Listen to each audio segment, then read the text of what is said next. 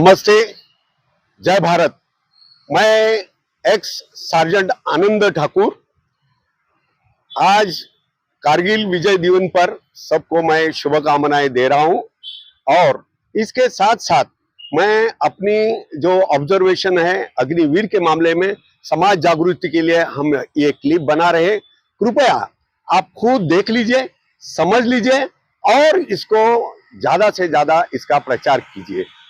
क्यों प्रचार करना है कि आज धीरे धीरे करते हम लोग 150 करोड़ की जनता हो गई है और जो भारत भू हमको 1947 में स्वतंत्रता मिली वो उतनी है, जो बाउंड्री है वो उतनी है, वो ना कम हुई ना ज्यादा बढ़ी। क्यों कि हमने किसी के ऊपर आक्रमण करके हमारी सरहद विस्तारवादी नहीं है, हमने किया नहीं है। उल्टा 1962 में चाइना ने हमारे से 54,000 स्क्वायर किलोमीटर का एरिया लेके कम करा दी है। अब मामला यह है कि इस बॉर्डर को संभालने के लिए जब हमारी जनता कम थी तब भी हमारे सैनिक मिलते थे, मगर आज दुख की बात यह है कि एज ऑन डेट 2,53,632 अफसर और जवान कम है। इसका कारण क्या है? जो पहले परिवार थे उसमें 4-4 बच्चे 6-6 बच्चे हुआ करते थे, तो उसमें से 1-2 बच्चे देश की सेवा के लिए गए, कोई फैमिली को प्रॉब्लम नहीं था। मगर आज दुरावस्था यह है, कई परिवार 99% कह सकते हैं कि एक ही लड़की के ऊपर रुक गए हैं, एक ही लड़के के ऊपर रुक गए हैं और उसी की वजह से सेना में भर्ती होने के लिए और सेना की साथ साथ वो जो टफ लाइफ है, वो टफ लाइफ के साथ साथ देश की सेवा करना कोई भी चाहता नहीं है और उसी की वजह से ये जो अफसर और सैनिक कम पड़ रहे हैं। और इसी के लिए भारत सरकार ने 4 साल की अग्निवीर बोल के ये नया स्कीम लाया है। इससे क्या होता है कि आप पूरा जिंदगी भर के लिए उसमें अटक नहीं जाते। 4 साल की देश सेवा की, अपने मन को समाधान मिला, आप आपका दूसरा कोई भी फील्ड में करियर करने के लिए खुले हो जाते हैं। और दूसरी बात, ये स्कीम जो है बहुत अच्छी है किन लोगों के लिए, स्पेशली गांव में जो बच्चे अपने ग्रामीण जीवन से अच्छी तरह से पाल पोस के बड़े हो जाते हैं, मगर उनका आर्थिक दुर्बलता की वजह से कई बच्चों मैंने ऐसे भी देखे हैं 11वीं के पुस्तक भी लेने के लिए उनके पास पैसा नहीं है, मगर उनकी जो ग्रामीण जीवन शैली की वजह से उनकी तंदुरुस्ती अच्छा है और विचारधारा भी बहुत अच्छी है। तो ऐसे लोगों के लिए ये स्कीम बहुत अच्छी है। क्यों अच्छी है? आज आप समाज में देख लेंगे तो इंजीनियर ग्रेजुएट हुआ है, डबल ग्रेजुएट हुआ है, मगर सबको नौकरी चाहिए, सबको नौकरी चाहिए। उसकी वजह से नौकरियां कम और मांगने वाले ज्यादा हो गए, उसमें भी ज्यादा पढ़े लिखे ज्यादा हो गए। उसकी वजह से 8 और 10 हजार से ज्यादा इंजीनियरों को तनख्वाह नहीं मिल रही है।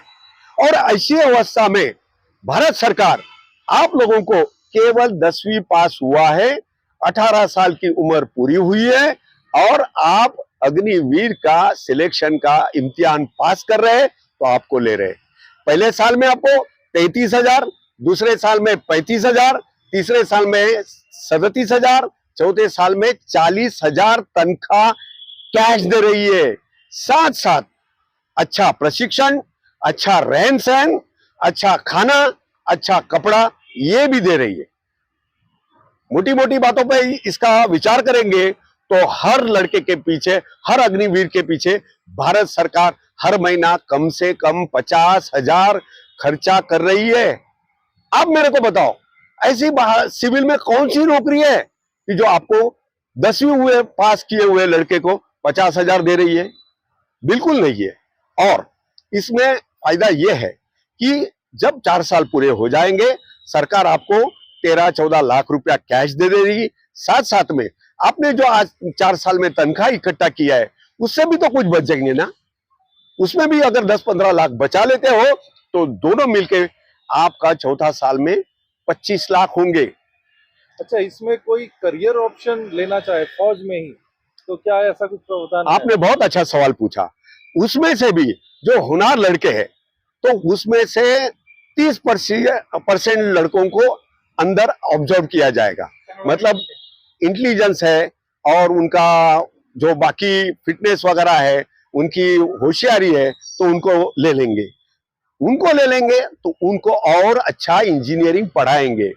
मोटे मोटे बात पर बोला जाए, अगर एयरफोर्स में सिलेक्ट किया जाता है और उसको आगे वाले 30% में फिल्टर करके लिया जाएगा, तो उसको हवाई जहाज का ट्रेनिंग दे के हवाई जहाज का इंजीनियर बनाएंगे, ग्राउंड इंजीनियर बनाएंगे। सेम नेवी में हो जाएगा और सेम आर्मी में भी हो जाएगा, क्योंकि अभी तीनों दलों में हवाई जहाज भी आए हैं और एडवांस टेक्नोलॉजी आई है। और उसके साथ साथ आप जब वो अग्निवीर खत्म करके आ रहे हैं तो आपको 12वीं कक्षा पास किया हुआ सर्टिफिकेट दे देंगे। और भारत में ही बहुत सारे निम्न सरकारी और प्राइवेट में भी आपके लिए रिजर्वेशन रख के और भी नौकरी का इंतजाम किया है। लास्ट मुद्दा, गांव का बच्चा इस विचार को, अपने सपने को अपने मन में पाल सकता है कि क्या वो फौज में जाके फौजी अफसर बन सकता है? बिल्कुल सही। अरे फौजी अफसर क्यों, आगे चल के वो कलेक्टर भी बन सकता है, पुलिस कमिश्नर भी बन सकता है। आपको बता देता हूं, देखो 4 साल गए, आप 18 साल में नहीं 19 में ज्वाइन किया, मैं बोलूंगा 19 और 4 23 हो गए। 23 साल में आप फौज से 25 लाख लेके आ रहे हैं, 25 लाख बैंक में जमा कर दो। हर साल आपको फौज में अफसर अगर उसको बनना है, फौज में भी बन सकता है। मैं बता रहा हूं, एक मुद्दे पे आ रहा हूं।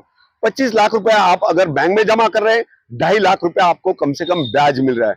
2.5 लाख जेब में रखो, आपका बचा हुआ एजुकेशन पूरा कर दो, आप यूपीएससी कर दो, एमपीएससी कर दो, उसमें भी आपको ग्रेस मार्क दिया जाएगा। आप कलेक्टर भी बन सकते हैं, आप पुलिस कमिश्नर भी बन सकते हैं।